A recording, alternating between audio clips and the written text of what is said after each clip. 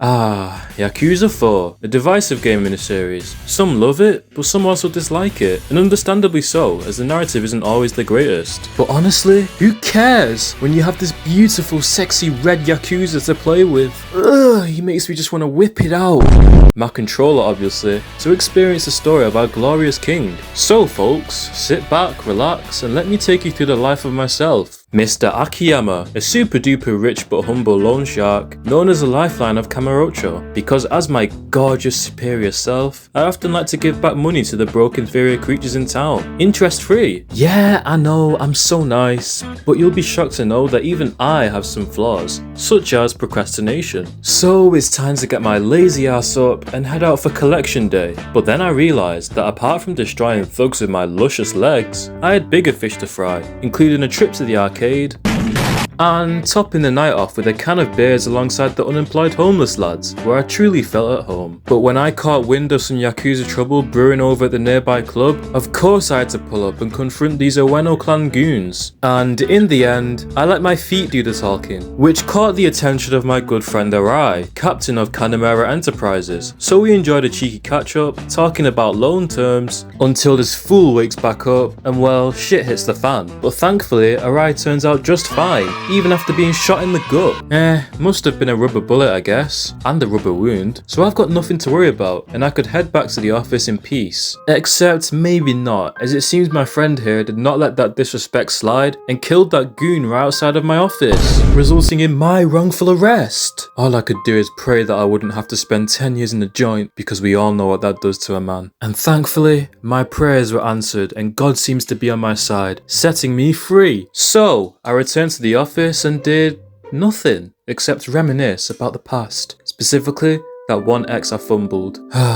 We've all been there. But then suddenly a customer shows up and lo and behold, she's a spitting image of my ex fine shit. What? This must be fate. My salvation. She's been sent by God himself to fill the void in my life.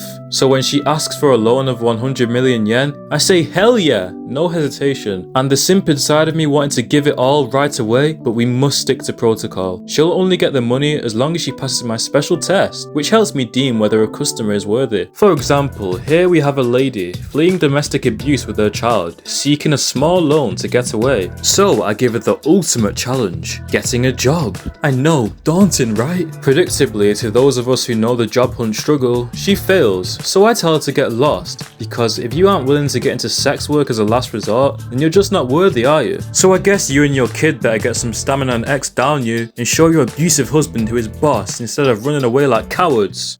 You know what? I hold my hands up. That was extremely harsh. I feel terrible for that poor lady, and I realised that if I was going to win over my new customer, who bared a striking resemblance to my beautiful ex, I needed time to think of a proper test for her, and most importantly, learn how to treat a woman properly. And what better way is there to do that than scouting for my hostess club? But then it hit me that to do all of this, I actually had to talk to women? Impossible. At first I froze up, unable to muster up the courage, but I realised I was on a time limit and my reputation was at stake. So I decided to do what I do best to impress the ladies and win them over.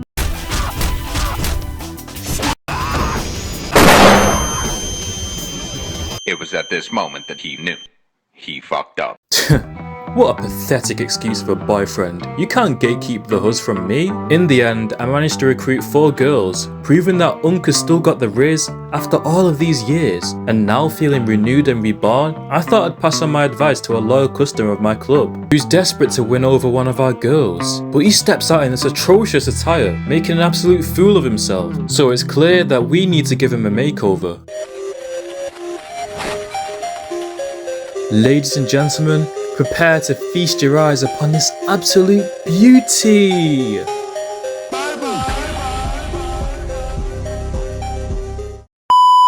Ooh, my goodness, I dressed him up well, because if I was a woman, I would totally be all over that. And with my premium guidance, he scores himself a hot date. Moral of the story, guys, it's never truly over. Helping that guy really gave me a strong sense of fulfillment, so now I could focus on more important things, such as beating down on some Tojo Clan goons who ambushed me and Kido for no apparent reason. They even had the audacity to pull up at my office and kick up a fuss, but my trusty assistant Hannah showed them who's boss. And thanks to the police chief and his questionable posture, we learned that the Tojo Clan are after Arai to hand over to the Ueno boys as a peace offering, and the police are trying to ground me on the naughty step to keep me out of the drama, but thankfully my special customer shows up just in time, giving me an excuse to leave. And I think I figured out my test for the queen. She's going to become a valuable asset at my hostess club, but first we've got to get her all dolled up.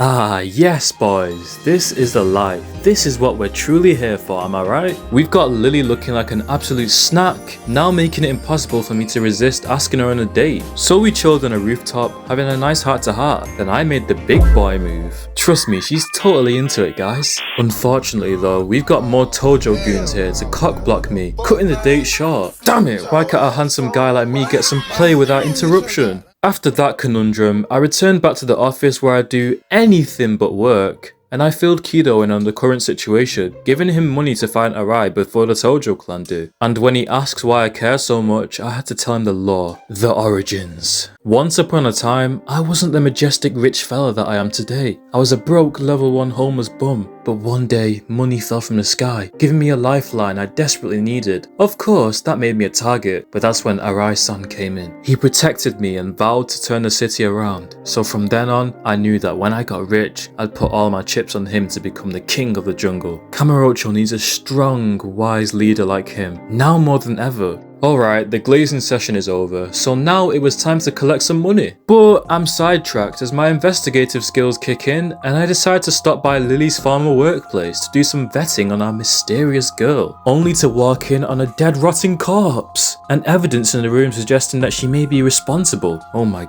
goodness. This is amazing. I love a bit of craziness in a girl. This is such a turn on. But I needed to calm down and return to base, where I then found my assistant out cold on the floor. And for some reason they took Kido on our client registry, so I'm off to find the culprits responsible. But things only get crazier because now a black man stands right before my eyes, and in this town, we can consider this a rare mythical sight. The name's Mac, and he's one of the good ones, allowing me to truly open my eyes. Not only does he direct me on the right path, but he also teaches me the importance of a camera, enabling me to document people's suffering to experience revelation for myself. He'd truly woken up an essence within me, giving me the tools to take on the fools that thought they could trash my place and take my shit without consequence. Along the way, I teamed up with this chill homeless dude, dished out a London special, and crushed a man's dream of ever having kids. All of which was necessary to reach this clown, who's possibly the dumbest guy I've ever had the displeasure of breathing the same air as in my life. I mean seriously, what idiot brings a gun to a feet fight? You can't stop these sexy legs of mine. And when things don't go his way, he proceeds to whip out a chainsaw, as if that's gonna save him. I've played Resident Evil, little bro. I've been there, done that. So wrapping things up was easy work, and I could take back what was mine. Of course, I was curious to know why they took the registry, and Baldy here explains that the Shibata family are looking for Lily. She's clearly an in-demand girl, but none of these bozos have what it takes to get her like I can. Regardless, I needed some answers from this girl, so we wrapped up her last day at the club, and after earning us over 3 million yen, she'd most definitely passed my test. So it's time for me to pay up, and the sheer volume of cash required gave me the excuse to walk around town like an absolute mafia boss, with a suitcase to hand, feeling like a true businessman. Once she showed up, I offered her the money without the need to pay back, under the condition that she explains who exactly she is and why she's been going around killing Yakuza members. And to my surprise, she decides to be a Div 1 gatekeeper and tell me nothing. And then she goes to skip town. After all I'd done for you, this is how I'm treated? I should have known. Nice guys always finish last. All girls are the same and end up leaving. But there was one constant in my life, always by my side, Hana-chan. Lately, I'd been checking her out, and hear me out guys, she's low-key kind of bad. So suddenly I was eager to get back to the office and be in her presence. However, when I tell her about the 100 mil I just shipped off to Lily, she's not very happy and storms out. Jesus, who would have known a woman like her could be so fast, in heels as well. Anyway, she then proceeded to go to town on me, not in the way that I hoped, ridiculing me for my obsession with my ex being the only reason I helped Lily out. Like, damn, she's being brutal with it. Then she tells me that she's quitting her job because our relationship is too codependent, with her having to do everything. And you know what? She's low-key right. I don't do anything around the office, and I'm proud. But now I'm left with no woman in my life. So when I got a call about some idiots causing a ruckus in my club, it was the perfect opportunity to blow off some steam. It's one of Majima's boys, and we can add them to yet another group of people on the prowl for this girl. Majima associated or not, you fuck around, you're gonna find out. But when it comes to the actual boss, hell no. I ain't picking a fight with this dog. Don't hurt me, please. Thankfully, he's low-key chill today and means no harm, declaring his duty to keep Yasuko safe for unknown reasons. Who the hell is Yasuko? Wait. Stupid bitch couldn't even tell me her real name!